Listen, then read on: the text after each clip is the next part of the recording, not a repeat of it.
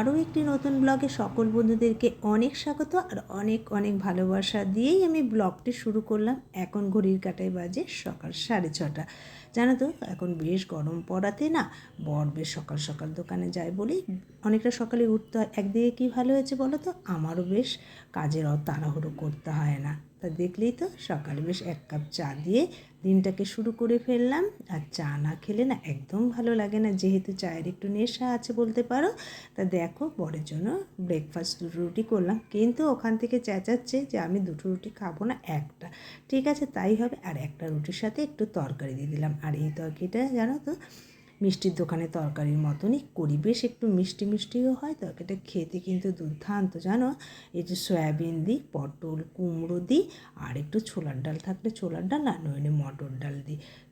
সত্যি খুব ভালো লাগে জানো। তোমরা কখনো খুব করে খেয়ে দেখো টিফিনে, খুব ভালো লাগবে। বর তো সে একটা রুটি খেলো, আর তরকারি কিন্তু সবটাই খেলো জানো। এত ভালোবাসে আর কি তরকারিটা।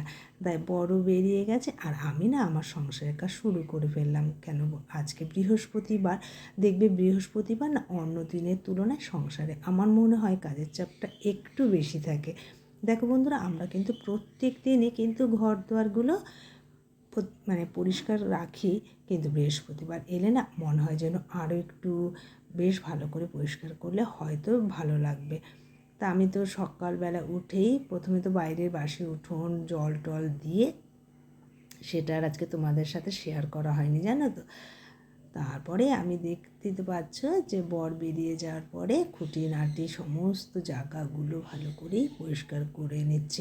সেটা হয়তো প্রত্যেক দিন মুছতে পারি না, বৃহস্পতিবার ছাড়াও কিন্তু অন্য দিনও পরিষ্কার করি, কিন্তু বৃহস্পতিবারটা একদম একটা রুটিনের মধ্যে থেকেই যাবে যে বৃহস্পতিবারটা আমি মুছবই জানো।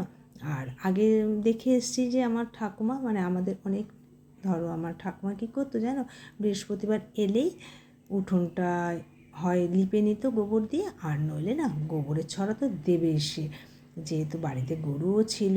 আর আগেকার মানুষ বলতে পারো, আর এখন সেভাবে গরুটা দেখাও যায় না সচরাচর। আর দেখবে সবার আগের দিনে না গরুটা প্রত্যেকের বাড়িতে হয়তো থাকতো, আমাদের বাড়িতেও যেমন ছিল জানো। আর এখন আমাদের এই এলাকাটার মধ্যে একটা গরু তো খুঁজে পাবোই না, হয়তো গোবর আনতে গেলে আমাকে অনেকটা দূরেই যেতে হবে। তা সেসব চলগুলো সত্যি উঠে গেছে, আর ওগুলো নিয়ে না মাথা ঘামাই না, পারবও না জানো তো। তাই দেখো যেভাবে পারি না কেন আমি চেষ্টা করি আমার মতন করে সংসারটাকে একদম গুছিয়ে রাখার। আর দেখো ডিমটা ভাবলাম বর যাবে তক্ষুনি বার করে নেব, ভুলে গেছি। আর দেখবে ফ্রিজের ডিম যদি ডাইরেক্ট গরম জলে দেওয়া যায় না, ডিমগুলো ফেটে যাওয়ার খুব চান্স থাকে জানো। একটু জলের মধ্যে ভিজিয়ে রাখলাম ডিমটা, কি করব দেরিতে হয়ে গেছে। আর একটু মটর ডাল সিটি মারবো বলে ভালো করে ধুয়ে মটর ডালটাও বসিয়ে দিলাম। আর দেখো ডিমটাকেও বসিয়ে দিচ্ছি। আলুটা না আলাদা সেদ্ধ করবো প্রেশারে দিয়ে, যেহেতু বরের একদম আলু খাওয়া বারণ, তার জন্য আমি আলুটা আলাদাভাবে সেদ্ধ করে নেব। আর এদিকে দেখো বরের জন্য 1 গামলা জল বসিয়ে দিলাম, ফুটেনি এটা যেহেতু বর খাবে, প্রত্যেক দিনকার একটা ফুটোনো জলই তাকে ডাক্তার সাজেশান করেছে। আর নইলে বলেছে কি বিসলারি জল খেতে, বিসলারি দেখো আমরা পাবো কোথায় না, তার চেয়ে মনে করি ফুটিয়ে নেওয়াটাই ভালো। আর অ্যাকোয়াগার্ড থাকলে হয়ে যেত, যেহেতু নেই কী করবো দেখো, তার জন্য কি আর তাকে খাওয়াবো না, তা আমি গরম ফুটিয়েই খাওয়াই। দেখো ফুটানো জলটা টেবিলটা পরিষ্কার করে রেখে দিলাম, যেহেতু রান্নাঘরটা ছোট রাখবো কোথায়, তাই ভাবনা চিন্তা করে আমি টেবিলেই বেশ ঠান্ডা হতে দিই, মাঝে মাঝে পাখাটাও চালিয়ে দিই বেশ ঠান্ডা। আর আমি থাকতে থাকতেই ফুটিয়ে নিই জানো, তাহলে সমস্যা আর হয় না। ওদিকে দেখো একটু মশলাটাও করে নেওয়ার জন্য মিক্সিং বলে দিয়ে দিলাম, আর উচ্ছেটাকেও সেদ্ধ বসিয়ে দিলাম, ভাজাও হয়ে যাচ্ছে। আর ডালটাও সোমবার দিয়ে দিলাম, মটর ডাল একটু আম দিয়ে করে নিয়েছি, সর্ষে ফোড়ন দিয়েছি, যেহেতু লঙ্কাটা অ্যাভয়েড করে চলতে হয়, শুকনো লঙ্কা একদম দেই না জানো, একদমই খাই না আমরা।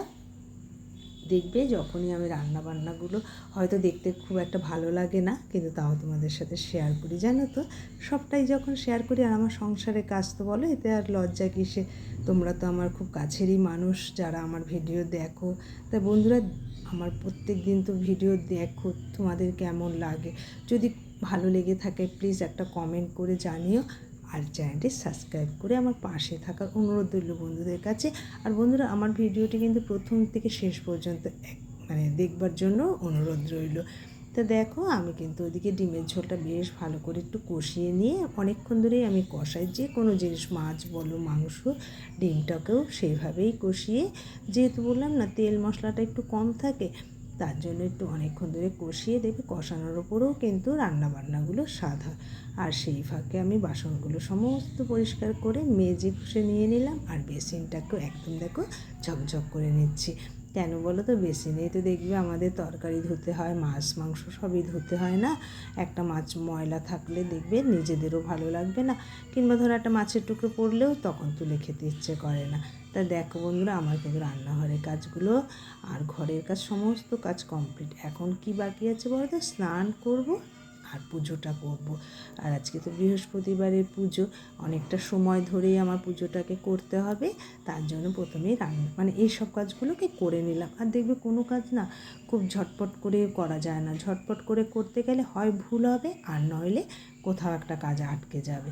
তার জন্য আমি মনে করি ধীরে সুস্থে কাজ করাই ভালো। হয়তো টাইমটা আমাদের একটু বেশি লাগে, কিন্তু কাজগুলো কিন্তু খুব সুন্দরভাবে হয়। তা দেখো যেগুলো আর কি খুব বেশি কিন্তু যে কাচিনি বন্ধুরা, যে কটাই কেচেছি মেলে দিলাম একটু। আর এই যে তুলসী গাছে একটু জল দিয়ে নিই। আর একটা ঝরা তো বৈশাখ মাসে বাঁধতে হয়, সেটা বর বেঁধে দিয়েছে। ঝরাতেও আর কি এক ঘট জল দিয়ে দেবো, ওটা আস্তে আস্তে পড়বে। আর দেখো সূর্য বাবাকে একটু জল অর্পণ করলাম, ফুলও দিলাম তার সাথে, একটা লাল জবা ফুল। লাল জবা ফুল শুনেছি নাকি সূর্য দেবতা খুব ভালোবাসে, যেদিনই গাছে ফোটে সেদিনই দেওয়ার চেষ্টা করি যেন। আর এই দেখো মানে ঠাকুরঘরটা, সরি আমার না একটু মাঝে ভুল হয়ে যায়, তোমরা প্লিজ বন্ধুরা একটু মানে আমার ভুলগুলো ক্ষমা করে দিয়ে পাশে থেকো। তা দেখো আমি ঠাকুরঘরটা সামনে, সেভাবে তো আর ঠাকুরঘর আমার নেই, আমার ঘরের সাথেই থাকে, আমার সাথেই থাকে আর কি বলতে পারো। একটু পরিষ্কার করে নিয়ে ফুলগুলো যে দিয়েছে ওগুলোকে একটু, বেলপাতা তো মানে সত্যি বলতে নেই, এত বলি এদেরকে তাও না এরা বেলপাতাগুলো দিতে চায় না। আর এখন দেখবে সবার কাছে কচি বেলপাতা। তা দেখো ফুলগুলো শুকিয়ে যাবে বলে দুটো মালা গেঁথে নিলাম, যেহেতু আমার বাড়ির ফুল আছে, বাড়ির ফুল দিয়ে তো প্রত্যেক দিন পুজো হয়ে যায়। আর দেখো আমার সিংহাসনটা না খুব ছোট জানো বন্ধুরা, আমি সেভাবে প্রত্যেক দিন ঠাকুরকে বার করে পরিষ্কার করতে পারি না। হয়তো করি যেদিন হয়তো ঠাকুরের চাদরটা চেঞ্জ করার থাকে সেদিনকেই বার করি। তা দেখো সমস্ত মানে আমার তো গুরুদেব আছেন এনে, আর মা লক্ষ্মী আছেন, আর বড় মাকে রেখেছি, আর আমার গণেশ দেখো ছোট্ট একটা গণেশ, ওকে আমি কখনো গোপাল বলি কখনো গণেশ বলি, বেশিরভাগটা অংশ গোপালই বলা হয় জানো, ভুল করে। তখনও বলি না তো এ তো গোপাল না, এ তো গণেশ। যাই হোক সে তো ঠাকুর। দেখো আমার গাছে ফুল দিয়ে সুন্দর করে সাজিয়ে দিয়ে পুজোটা কিন্তু সেরে নিলাম বন্ধুরা। আরতিটাও হয়ে গেল, একটু পাঁচালিটা পরে উঠে যাব, কেননা বৃহস্পতিবারে পাঁচালিটা না পড়লে না একদম ভালো লাগে না, তাই না বলো? সাধারণত সকালে সময় পেলে সকালেই পড়ি, আর নচেত আমি বিকেলে পড়ি। তা চলো বন্ধুরা, এখন বাজে বিকেল 5টা, আর আমি একটু ছাদে এলাম, একটা কুমড়ো গাছকে তুলবো। আর এত রোদ না, ওই রোদে আর কি কিছু কাজ করতে পারছি না, করার কথাও না। তা দেখো দেখো একাই করতে হবে, যেহেতু বড় দোকানের দিকে বেরিয়ে গেছে না, এদিক থেকে ফেলে তুলতে হবে। এই দইটা দিয়েই তুলবো। দেখো বন্ধুরা, এই যে দইটা ফেললাম, ঠিক আছে, এবার যাই। নিচে কেউ থাকলে অসুবিধা হয় না। দেখো আমার জবা গাছে নীলকণ্ঠ ফুল কি সুন্দর ফুটে আছে। গাছটা ওঠাবো জানো তো, গাছটা না খুব সুন্দর হয়েছে। চলো তোমাদের সাথেও সেটা শেয়ার করব।